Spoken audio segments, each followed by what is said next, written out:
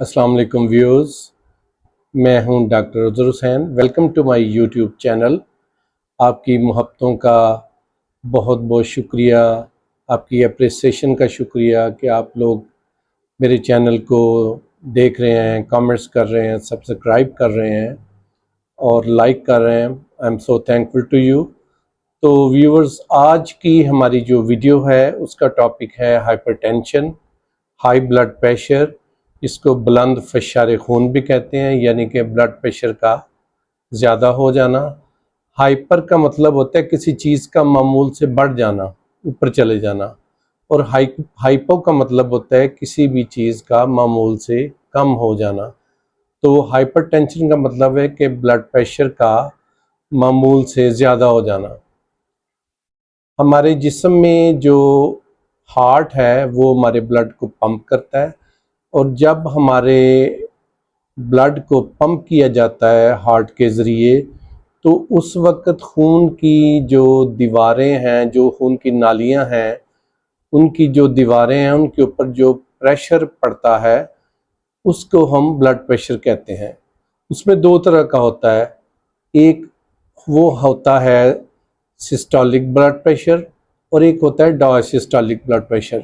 Systolic blood pressure को आमतौर पर ऊपर का ब्लड प्रेशर कहते हैं, और डायसिस्टोलिक को नीचे का ब्लड प्रेशर कहते हैं।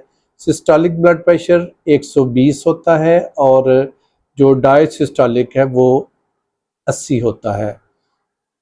सिस्टोलिक ब्लड प्रेशर का मतलब है कि जब दिल जो है उसने अपनी कुव्वत के साथ खून को शरियानों में फेंका, तो उस वक़्त दिल से निकले हुए खून की वजह से खून की शरियानों की दीवारों पर जो प्रेशर पड़ रहा है वो 120 है।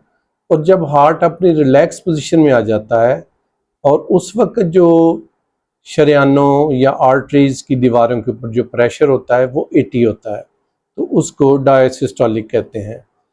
अब अगर ब्लड प्रेशर एक बालिग आदमी में 120/80 के बजाय अगर ब्लड प्रेशर 140/90 कुछ दिनों तक रहे, तो हम कह सकते हैं कि ये हाई ब्लड प्रेशर का मरीज़ है।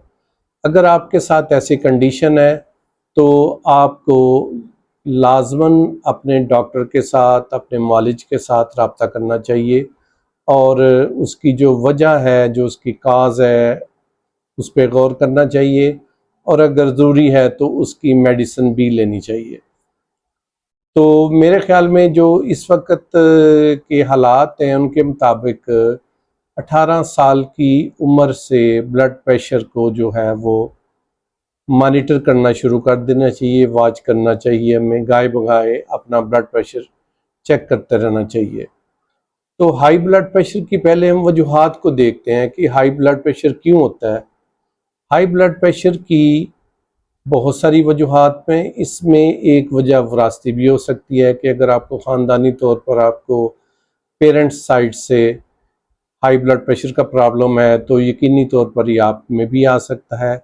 इसके अलावा सीडेंटरी लाइफस्टाइल, जिसमें वर्जिश का ना होना, बैठे रहना, बहुत ज़्यादा चिकनाइयों का इस्तेमाल करना, मुरगन ग़िज़ाओं का इस्तेमाल, सब्जियां ना खाना, फल सलाद ना खाना, वर्जिश ना करना, पैदल ना चलना, पानी कम पीना, पानी की जगह सोडा वाटर की बोतलें पीना, सिगरेट नोशी करना, बहुत ज़्यादा स्ट्रेस लेना, ज़हन पर खामखा बोझ डाले रखना, नींद पूरी ना करना, वगैरह वगैरह जो हैं, ये हाई ब्लड प्रेशर की वजह हो सकती हैं। इसमें यह भी हो सके कि अगर आप अपनी ग़िज़ा में नमक का इस्तेमाल बहुत ज़्यादा करते हैं तो intake of too much sodium भी आपका ब्लड प्रेशर काज कर सकता है। अब हम आते हैं इसके इलाज की तरफ। इलाज में सबसे पहले हमें अपने लाइफस्टाइल को चेंज करना है, और हमें देखना है कि हमें ये हाई ब्लड प्रेशर क्यों हो रहा है। क्या हमारी नींद नहीं पूरी होती, हम 8 घंटे अपनी नींद पूरी नहीं करते, या हम किसी सदमे से दो चार हैं, ज़हनी तौर पर हम फ़िक्रमंद बहुत ज़्यादा रहते हैं, सिगरेट नोशी करते हैं, हमारे सोने का खाने पीने का कोई एक मुकर्रर वक्त नहीं है, बहुत ज़्यादा हम जो है वो जंक फूड खा रहे हैं, तली हुई चीज़ों का बहुत ज़्यादा इस्तेमाल कर रहे हैं, बहुत ज़्यादा गोश्तखोरी कर रहे हैं, सब्जियां हम खाते नहीं, सलाद नहीं खाते। तो हमें अपनी जो डाइट है उसमें सिंपल फूड लेना चाहिए। सिंपल फूड में हमें ज़्यादा से ज़्यादा वेजिटेबल्स लेनी चाहिए, पानी पीना चाहिए, बजाय इसके कि हम सोडा वाटर की बोतलें इस्तेमाल करें। चीनी का इस्तेमाल बंद कर देना चाहिए, नमक का इस्तेमाल बस बराए नाम होना चाहिए, वही जो खाने में हम हांडी में डालते हैं कुकिंग करने के लिए। अगर स्मोकिंग कर रहे हैं उसको तर्क कर दें। अगर बहुत ज़्यादा डिप्रेशन ले रहे हैं तो उससे बचने की कोशिश करें, मेडिटेशन करें, रूहानियत की तरफ आएँ, नमाज की तरफ आएँ और अपनी सोच को पॉजिटिव बनाएं। ये एक लाइफस्टाइल हम इस तरह का अगर अडॉप्ट करेंगे तो हम अपनी इस बीमारी पर काफ़ी हद तक काबू पा सकते हैं। इसके अलावा कुछ कुदरती चीज़ें हैं, कुदरती ग़िज़ाएँ हैं जिनके खाने से ब्लड प्रेशर जो है ये अमूमन कंट्रोल में रहता है। मसलन जो लहसुन है, गार्लिक, ये एक अल्लाह ताला का बहुत अनमोल तोहफ़ा है। आप गार्लिक का इस्तेमाल ज़्यादा करें, हांडी में खाना बनाते वक्त आप लहसुन डालें। इसके अलावा आप रॉ लहसुन भी खा सकते हैं, रॉ गार्लिक। आप कच्चा लहसुन सुबह एक लहसुन का जो क्लोव है या उसका जवा है वो आप सुबह पानी के साथ निगल लें। इसके अलावा चुकंदर का इस्तेमाल करें। चुकंदर हमारे खून की नालियों को थोड़ा फैलाता है। चुकंदर का जूस इस्तेमाल करें, सलाद इस्तेमाल करें, अनार का जूस इस्तेमाल करें। कैल्शियम रिच फूड लें, जैसा कि बनाना है, बनाना खाएं, केले खाएं। अब आ जाते हैं हम अद्वियात की तरफ। तो जो होम्योपैथिक में अद्वियात हैं, अगर ये आप प्रॉपर तरीके से मुश्किल तौर पर इस्तेमाल करेंगे कुछ अर्सा, तो ये आपकी हाई ब्लड प्रेशर की बीमारी को बिल्कुल सिरे से ख़त्म ही कर देंगी। जबकि एलोपैथिक में जो दवाइयाँ होती हैं वो आपके ब्लड प्रेशर को ठीक नहीं करती, बल्कि उनको मैनेज करती हैं और कंट्रोल करती हैं। तो जब आप वो दवाई नहीं लेंगे तो आपका ब्लड प्रेशर दोबारा से बढ़ सकता है। तो होम्योपैथिक में ऐसी अद्वियात हैं जिनका लंबे अरसे तक अगर इस्तेमाल किया जाए तो ब्लड प्रेशर की बीमारी जो है वो बिल्कुल ख़त्म हो सकती है। तो होम्योपैथी में इसके लिए बहुत सी अद्वियात हैं। तो जो सर फहरिस्त इसकी जो मेडिसिन है होम्योपैथिक में, वो रावल्फिया मदर टंक्चर है। तो मैं आपको एक कॉम्बिनेशन अद्वियात का सजेस्ट करूंगा जिसमें Rauwolfia mother tincture, Crataegus mother tincture, Passiflora mother tincture और एलियम स्टिवा मदर टंक्चर, ये गार्लिक से बनने वाली एक दवाई है। आप इन चारों अद्वियात को बराबर मिकदार में मिला लें और 15 कतरे सुबह, 15 दोपहर, 15 शाम 1 कप पानी में डालकर पिएं। कुछ अर्सा पीने के बाद आपका blood pressure Aahista Aahista normal होता जाएगा। इवन अगर आप एलोपैथिक मेडिसिन भी ले रहे हैं तो उसके साथ साथ भी आप ये दवाई इस्तेमाल कर सकते हैं।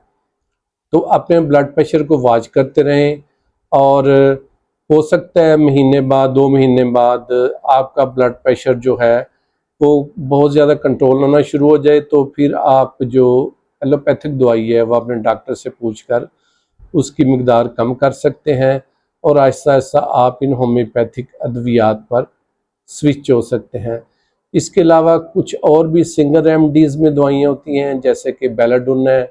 तो इसकी अलामत ये है कि अगर आप को ब्लड प्रेशर सर की तरफ महसूस होता है, सर में दबाव महसूस होता है, दर्द महसूस करते हैं, आप आंखों पर दबाव महसूस करते हैं, तो इसकी दवाई बेलाडोन है।